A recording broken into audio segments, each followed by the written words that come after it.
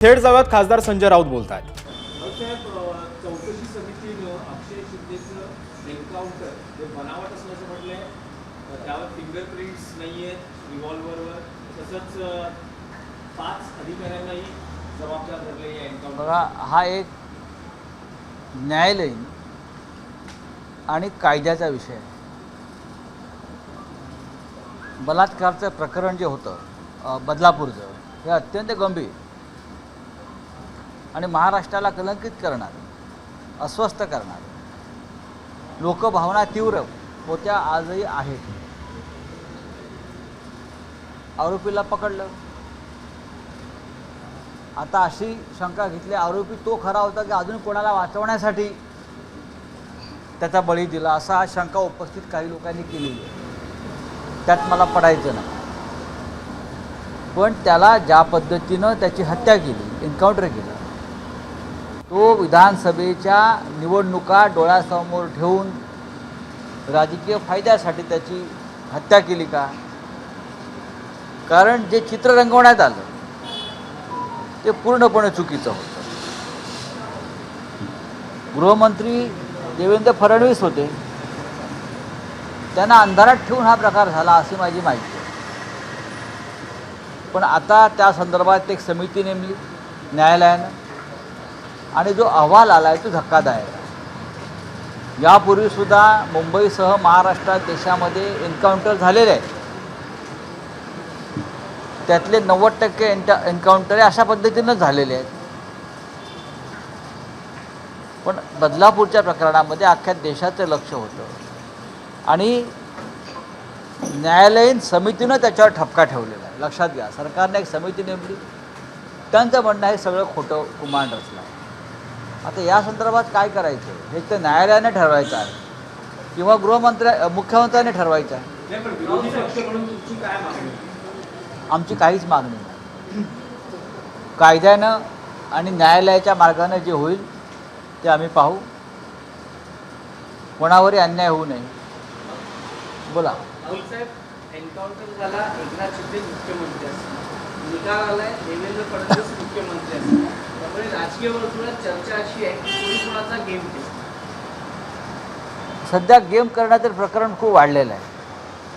गेल्या 15-20 दिवसामध्ये प्रत्येकजण त्या सरकारमध्ये 3 पक्ष आहेत, अगदी मंत्रिमंडळ विस्तारापासून मुख्यमंत्री पदापासून पालकमंत्री पदापर्यंत एकमेकांचे गेम सुरू आहेत आणि एक दिवस मोठा गेम कोणाला तरी वाजणार आहे, एवढं मी सांगू शकतो। तुम्ही म्हणाला की फडणवीसांना अंधारात ठेवून हा एन्काउंटर गेला होता, त्यावेळेला देखील देवेंद्र फडणवीस हे गृहमंत्री होते, तर कुठेतरी परत आता काय हा बदला घेतला मी गेला? त्याच्यावरती कसं बोलणार? आता स्वतः मुख्यमंत्री किंवा गृहमंत्री परदेशात आहे, महाराष्ट्रामध्ये लाखो कोटी रुपयाची गुंतवणूक त्यांना आणायची आहे दावोसमध्ये, त्याच्यामुळे त्यांना आता डिस्टर्ब करणं बरोबर नाही।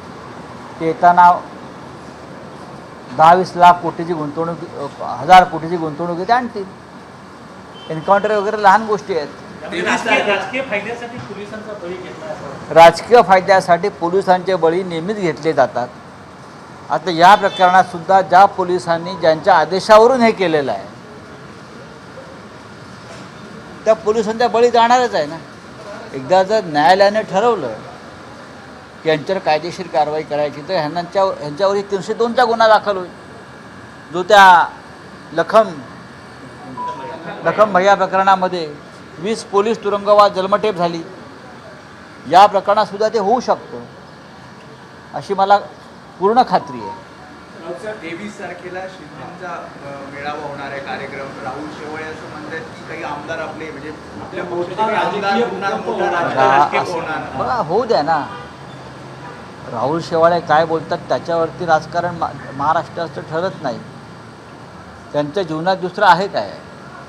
याला फोडायचं आहे, त्याला विकत घ्यायचं आहे, ह्याच्यावर खोटे गुन्हे दाखल करायचे आहेत, ह्याच्यावरच त्यांचं जीवन पक्षाचं चालू आहे। उद्या ते असंही म्हणतील ट्रम्प सत्तेवरती आलेले आहेत, त्यांच्या पक्षाचे 5-25 खासदार 23 तारखेच्या त्यांच्या मेळाव्यात त्यांच्या पक्षाचे ती म्हणजे आंतरराष्ट्रीय पक्ष होईल। पक्षातले आमदार काही संपर्कात असल्याचं नाव जवळपास 15 आमदार संपर्कात आहेत, 6 खासदार संपर्कात आहेत असं म्हटलं जातं। नाही कमी बोलले ते. 25 खासदार असतील आमचे आणि 45 आमदार असतील. ते त्यांचा आकडा चुकतो आहे शेवाळ्यांचा, काहीतरी गडबड आहे.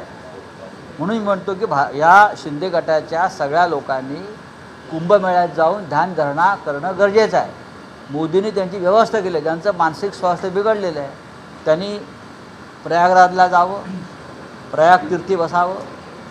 5 स्टार तंबू उभारलेले आहेत, साधू महाराज आहेत, त्यांच्याबरोबर बसावं शांतपणे आणि धर्माचं काम 1 महिना करावं आणि मग महाराष्ट्रात यावं. राहुल साहेब, आणखी एक विषय होता की स्थगिती दिलेल्या पालकमंत्री पदांचा निर्णय मुख्यमंत्री रावसाहेब आल्यावर होईल असं म्हटलं जातंय. पण महाराष्ट्रात त्याआधी रायगडला भारत गोगावले आणि नाशिकला दादा भुसे यांना नियुक्त केलं असंही म्हटलं जातं. इतका हतबल मुख्यमंत्री मी पाहिला नाही बहुमत असलेला. म्हणजे एक मंत्री, प्रथमच चित्र मी महाराष्ट्रात पाहतोय. पालकमंत्री पदासाठी एक मंत्री जाळपोळ करतो आहे रायगड जिल्ह्यात महाडला. त्याचे लोक रस्त्यावर उतरले आहेत पालकमंत्रीपदासाठी. हिंसाचार घडवला जातो आहे पालकमंत्रीपदासाठी आणि हिंसाचार घडवला म्हणून पालकमंत्रीपद बदलला जातो. ही गंभीर गोष्ट आहे या महाराष्ट्रात. आज शरद पवार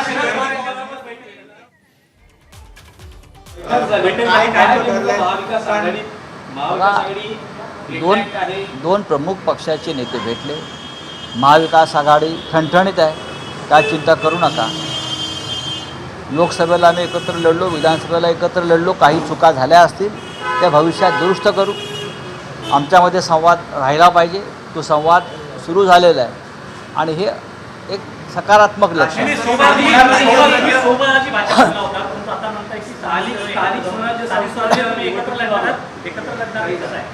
मी आपल्याला वारंवार सांगितलेलं आहे, महाविकास आघाडी निर्माण झाली विधानसभेसाठी आणि इंडिया आघाडी निर्माण झाली लोकसभेसाठी.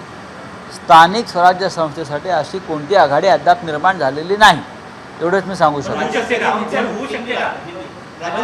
शिंदे के मामले को लेकर जिस प्रकार की कोर्ट और छोटी समिति ने बयान बात ऐसी है, ये इनकाउंटर फेक था. ये इनकाउंटर पूरी तरह से झूठा था.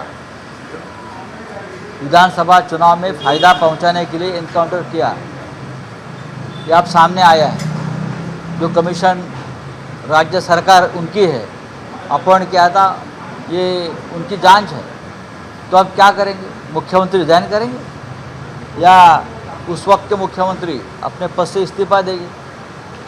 ये कानून हाथ में लेकर अपने फ़ायदे के लिए पुलिस फोर्स का इस्तेमाल करना ये देश में ये बढ़ गया है और ये ठीक नहीं है. उदय सामंत ने एबीपी माझा, उघडा डोळे बघा नीट.